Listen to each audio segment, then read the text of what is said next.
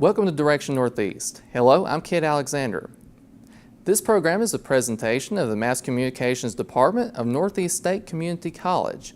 This episode of Direction Northeast is a special episode.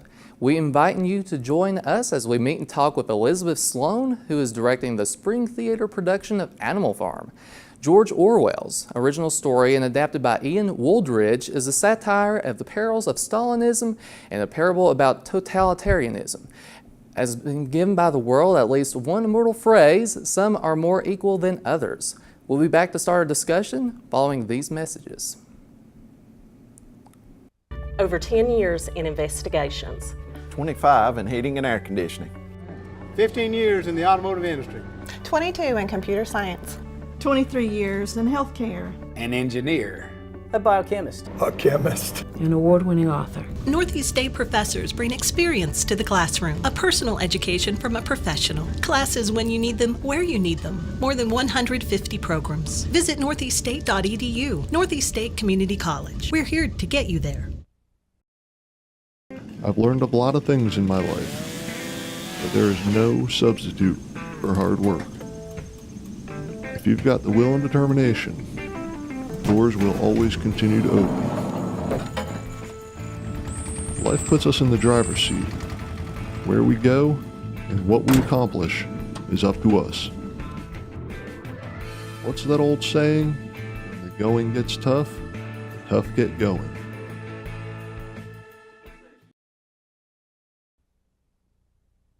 Our guest is Elizabeth Sloan. Elizabeth is an associate professor of the theater here at Northeast State and director of the spring production of Animal Farm. Elizabeth, welcome to the show. Thank you for having me. So good to have you on. So what do you oversee with this play?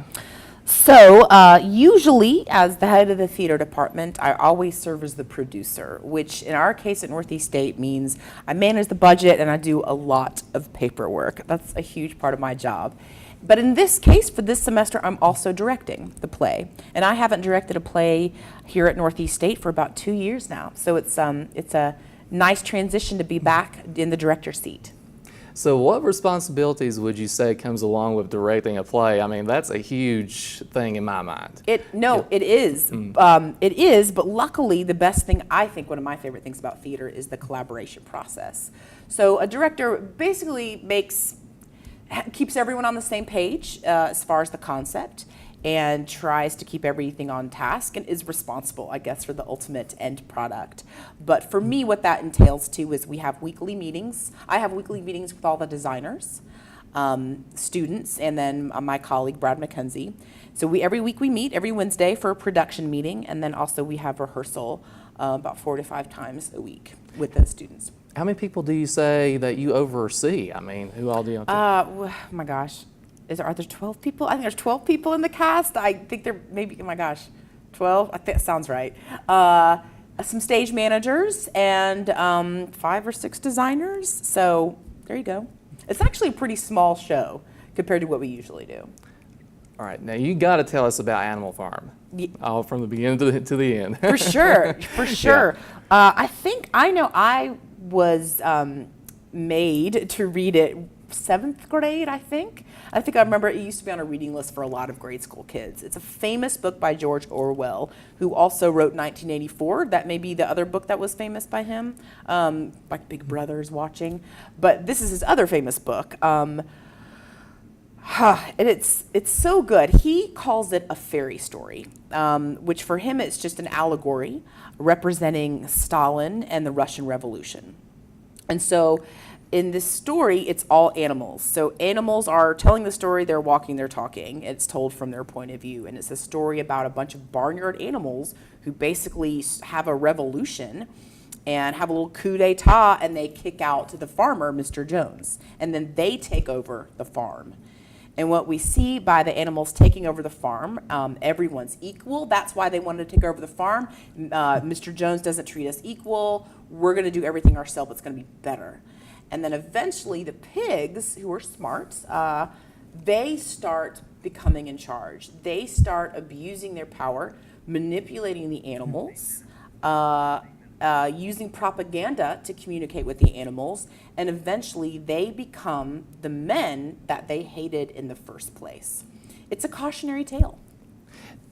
So you mentioned Russia. Does this all take place in Russia? It doesn't, but you'd think it would. And so George Orwell specifically made this a fairy story or an allegory. So everything's supposed to represent Russia. George Orwell's book is originally set in England. And so, but there's like the pigs, like one of the pigs, there's a pig named Napoleon who's supposed to represent Stalin. And there's a pig named Snowball who's supposed to represent Trotsky. There's a raven who's supposed to represent Rasputin, and no, not Rasputin, but the Russian Orthodox Church. Like there's all these different, every character in Animal Farm, George Orwell's Animal Farm, represents something in the Russian Revolution.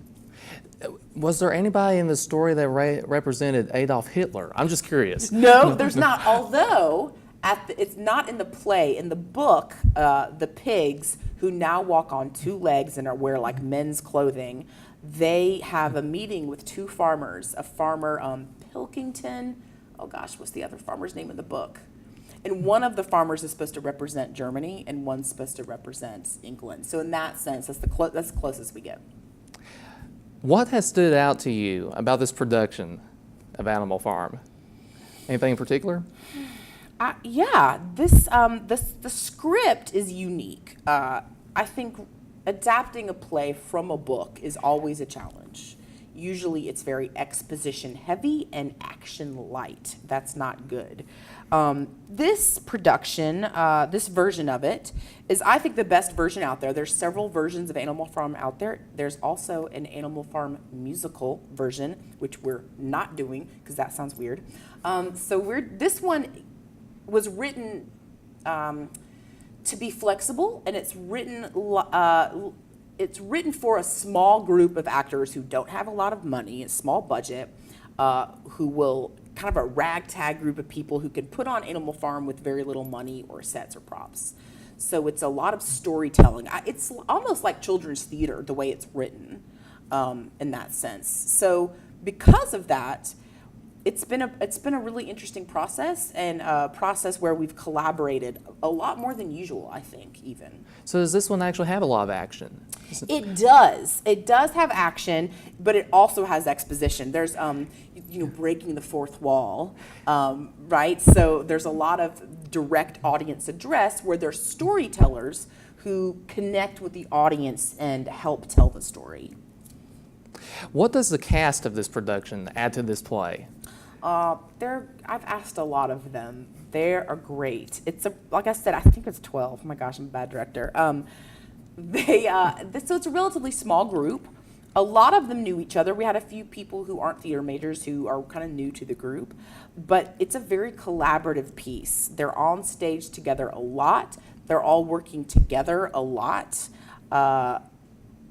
They have to work together for this show, this play. There's not an individual. I've really asked them to work as a well-oiled machine. And I like working with smart actors. So a lot of times they've come up with really great parts of the show where I've said, guys, help me, be smart, do something awesome. And they do. They always deliver. So they bring a lot of themselves to the play and a lot of great ideas and energy. So are they inspired? They really enjoy it? I mean, what's the atmosphere like there? Is it electric? So I do worry if they are, but I think they are. I think now especially, we're getting relatively close to opening night. And I think they feel good about it now. I think now it's like, oh wait, we can do this. Once people have to memorize lines, that's always the biggest hurdle. They freak out, but they're in pretty good shape. So I think they've had fun. It is a different show. To have such a collaboration, to have such a show where an ensemble show, those present challenges, but they've risen above. So I think the atmosphere, I know that we have fun and they're also able to focus, and that's all I ask for. So how long does this play last? I think it's going to be about an hour, maybe an hour, 15 minutes, but I think we're aiming for like an hour. Can you tell us a little bit about the lighting and effects and what the audience can expect to see? Sure. So it really is a simple story, the script. It's supposed to be like it says, the guy Ian Wooldridge, who did this adaptation of George Orwell's book, writes at the beginning of the script, was originally written for a small group of actors who play multiple roles, who don't have a lot of money. So we actually at first had a much larger concept, a much more elaborate concept. And then we realized that concept was fighting the script. They didn't fit. So we were like, we just have to start over. Like, we're making it too difficult. This is super simple. So we've set it in a barn, because it's called Animal Farm. And basically everything used to tell the story can be found in a barn. So whether that's hay bale, like buckets, crates, tools, all those are being used from the story. And then we'll also have masks, and all those masks are going to be made by kind of found object materials, like plastic spoons or corks or things like that, or pieces of mop. And the lighting will be amazing. My colleague Brad McKenzie, he's the lighting designer, and he hasn't designed a lighting show in a long time. He's using this show to teach some of the students lighting design, but he hasn't designed a show just himself in a long time. So, and I haven't directed in a long time, so it's been fun to collaborate. Can you tell us a little bit about the teaching aspect that goes into this? Every day we're teaching, right? We try to run everything professionally. Brad and I want to teach these kids professionalism, but at the same time we're teaching. So there are definitely times when I have to say to the cast, okay, stop, teaching moment right now. And I'll be like, hey, what you just did right there, like this is in a professional theater, maybe they wouldn't like that, so try to do this next time. So we talk, every day there'll be something where we have to stop and be like, all right, teaching moment. And because they're still learning, they're still growing. Is the literary aspect part of the teaching for this? Sure. We haven't spent, probably the first 2 rehearsals, we spent talking about the larger themes of this play, the allegory of the Russian Revolution, the politics, the message of the show, what George Orwell's original intent was. So that literary. I encouraged them to read the book. I don't know if they did, but we did talk about it, especially at the beginning, to kind of get on the same page. What do you think will be the most memorable thing about the production of Animal Farms? What's going to stand out in people's mind? I hope it will look like a very unified. I hope that collaboration and the fun we've had collaborating reads to the audience. I hope that's what reads. I hope they'll be like, whoa, that was, the play's message is relatively dark. It's about how people abuse power and manipulate the masses who don't think for themselves. It's not that happy of a topic. And yet the script wants to have fun, wants to entertain the audience. George Orwell wanted to entertain his audience, but have a serious message underneath. So despite the serious message, we have had a really fun time. Our goal every day has been, let's entertain the audience and save some lives. That's kind of been our takeaway. So I hope it reads that fun and the collaboration of the design, the lighting, the sounds, everything, costumes, masks, and the acting. I hope that reads. The book's been known to be a little bit controversial. Sure. So how do you think people's take on the play is going to be? I don't, gosh, a lot of seems like older people, like my age and older, know the play, know the book. I think in 1984, more students are more aware of George Orwell's that book. And you know what? I don't even. For us, when we've worked on this, we've focused more on the universal nature of the message, how power can corrupt, and I think history repeats itself over and over again. We know people in positions of power who will abuse that power and manipulate the masses. George Orwell wanted this book to be a warning about apathy. Like, don't be apathetic. Use your critical thinking skills so you won't be manipulated by the powerful people. And that's what the message is. And I think no matter what time period, decade, year, country, it's a relevant message. So we're not turning that up in any sort of political way. We wanted it to be universal as opposed to some specific comment on some sort of political comment. What do you think the students' takeaway is going to be on the show? I think they've learned a ton as far as that, but as far as the story goes in itself, I made them look up a lot of news items, contemporary news. Can you give me an example where some current world leader is abusing power? And I think that was eye-opening for a lot of the students. We do have one political science major in the class, so she was all over it. But for the rest of them, I think kind of forced them to open their eyes a little bit about how relevant this story really is right now. It's not just about the Russian Revolution. It really is universal. You know, I've heard a little bit about this really in the past couple weeks. I'm just kind of curious too for, like students that's just coming into the college, what's going to really capture their interest, do you think? I mean, is it about that history does repeat itself? Or I hope it does. I hope what people do is almost what George Orwell wanted to. He chose to tell the story using animals so that they could separate themselves a little bit and not see themselves. So I hope people watch this, they come to the show, are entertained. There's fun stuff about the show. It's funny at times too. There's characters that you just love to hate. I mean, there's some characters you just want to punch in the face, but you want to, you're supposed to. So there's a lot of fun stuff like that. And then I hope afterwards, there'll kind of be like a delayed reaction where students are like, wait, whoa, the pigs did just the thing they didn't want to do. They did just the thing. They turned into these corrupt, horrible people, which caused them to have the revolution in the first place. So I hope there's this delayed reaction takeaway.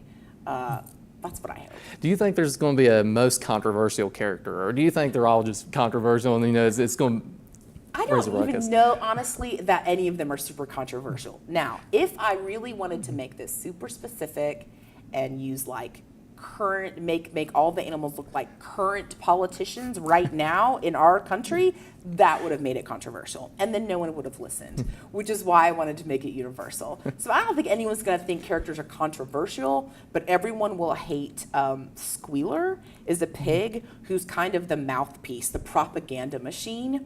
And he's like, it's a great character in the book and in the play. And the actor Gavin Strawn, who I believe y'all interviewed for this, he's awesome. So he's a pretty you like hating him. Well, I tell you what, let me ask you one more thing. Yeah, okay. From a little bit earlier, there are some characters actually that you just mentioned there. You mentioned one about the pig, whatever. I wondered if you could tell us a little bit about that. Like, is he the bad guy or the good guy? Okay, so sure, absolutely. So the main, the pigs end up being the bad guys because they're the ones who, the revolution was like, hey guys, we're doing a good thing. We're all going to be equal. But the pigs eventually start making themselves. They get to sleep late. They get all the honey, they get all the milk and the apples, and don't give it to the other animals. They never have to work. So they start living in the house where the farmer used to live. So they become, I think, the audience, the bad guys. It's Napoleon and Squealer in particular. There's a few others, but those are the two main abusers of power. We now have some of the interviews with the designers and actors involved with the show.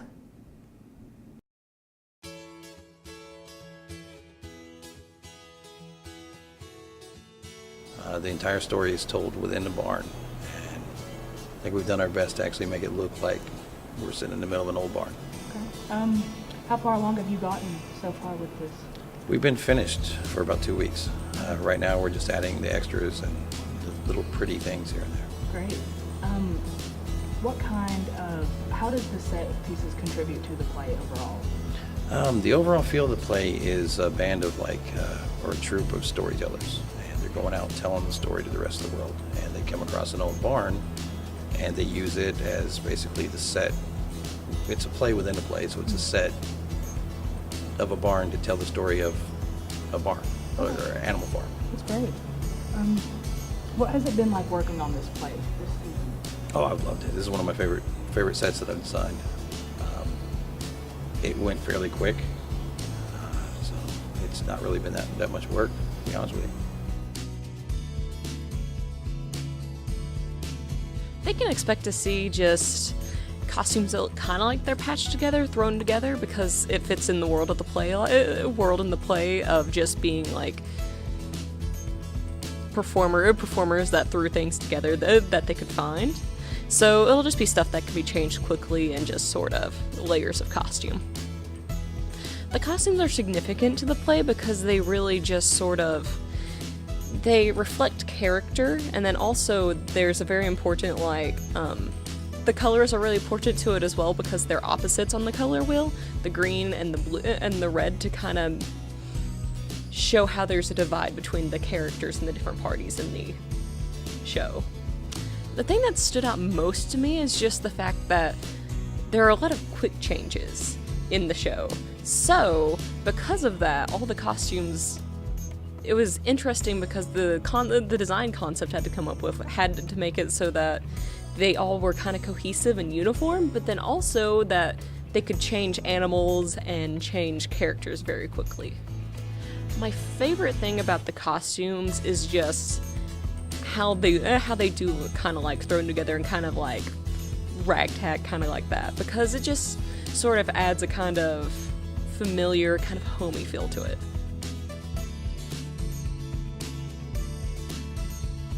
I'm Squealer, so he is essentially Napoleon, who's like kind of, I guess, the big bad. I'm the right hand and like the propaganda machine who proliferates lies and kind of keeps everyone in line.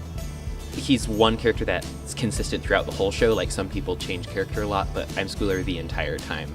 So he's like kind of a constant like antagonistic force. I think we've got some good like comedic moments in the like social commentary aspect of it as well. So, which Animal Farm is so topical to today. In preparing for this, we researched real events of totalitarianism in the world, Venezuela and Hungary and Turkey and North Korea, all these things are topical. I think we all kind of understand the importance of saying something about these issues in today's world. And my character is, tells some mistruths and bends things. I have referred to him several times as the alternative facts pig. The cast is really tight. Just everyone, we all get along and we have good chemistry, and there's some really nice just moments and dynamics between characters, and people are really playing off of each other. Every rehearsal is a little different because we interact, and it's a lot of fun to see that. There's a couple of people which I have moments that I really look forward to rehearsing because our chemistry is good and we have this nice kind of antagonism which are in our characters, and it's fun to play with that. I oversee the rehearsal run and all of the cast. I make sure that if someone's not going to be at rehearsal, they correspond with me and I let the director know. That way, if we have quite a few people missing, then we'll cancel rehearsal for the night because we don't really have that big of a cast. Once it comes more to the show time, I basically run the shows up in the booth. I call the light and sound cues, and if anything happens, it's on me. I think the most that stood out to me is the cast working together. There's a lot of movement scenes in this show, and it takes a lot of cast just bonding and just team exercise, I guess, for them to work together and make everything run smoothly.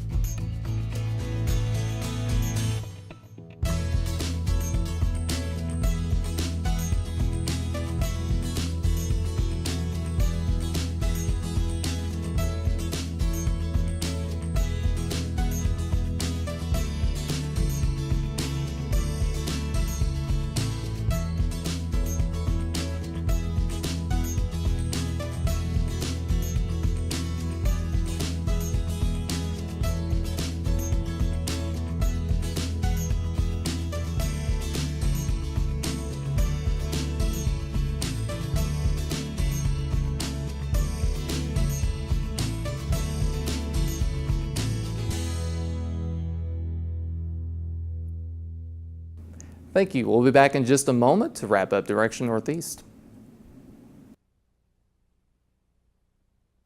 I'm pursuing my PhD in nursing.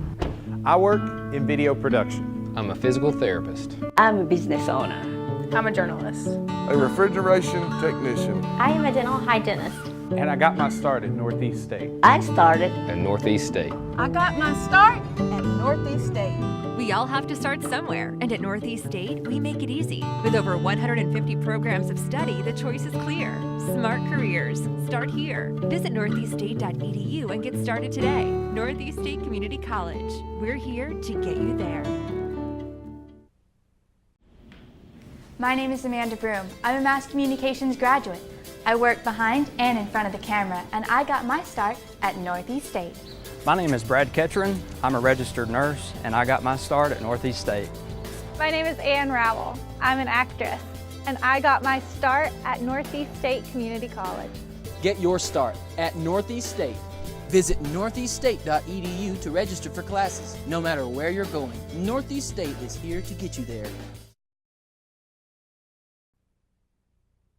That concludes the program for today. We have talked with our guest, Elizabeth Sloan, about the theater department's spring production of Animal Farm. Community is very important to the students at Northeast State Community College, and this program takes a look at a few of the subjects they find important. Until we meet again next time, on behalf of the students and faculty of Northeast State Community College, I'm Kip Alexander. This is Direction Northeast.